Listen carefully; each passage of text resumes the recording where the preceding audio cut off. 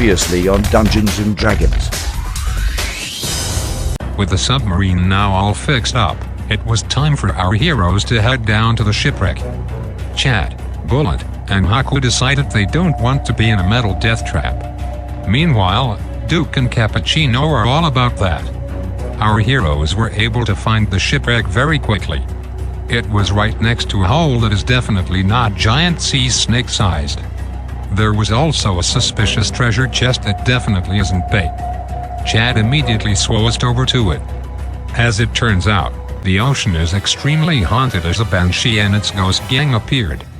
The banshee immediately went and introduced itself to Bullet and Haku by unleashing the whale.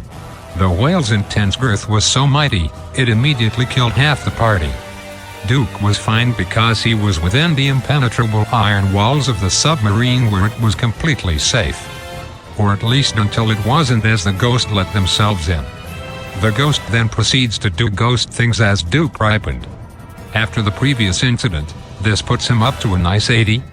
Just gotta go check something real quick. Oh, okay, we're good. Moving on. Chad left the chest behind and made his way back to everyone else and made sure the banshee didn't permanently kill its victims. Thinking the same thing, Duke decided to floor it and escort his ghost away from everyone else. One problem. It's a ghost. A ghost who now had a nice young Chad nearby. Who now is no longer so young. While Chad was being ghosted, Duke animated all the seashells in the area to distract the ghosts, which was surprisingly effective. For the others, not for Duke, the submarine does nothing. Chad was able to give Bullet and Haku some of the healing potions that our heroes miraculously bought. Duke eventually circled back around, leading the ghost into our heroes' trap.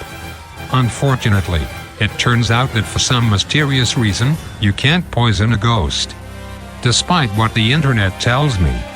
Fortunately, they aren't immune to gun and Chad damage. With the battle now over, Chad was finally able to achieve his dream and opened the chest, which contained fuck all. It seems that the magic shard our heroes were looking for fell into the cavern below.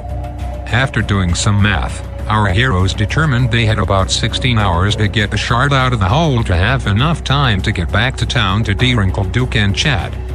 Our heroes entered the cave and didn't find anything. That was until they did, as suddenly the ground beneath them began to move.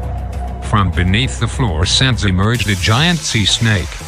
But more importantly, it's not a ghost. It's the submarine's time to shine. Our heroes cannot lose. Probably.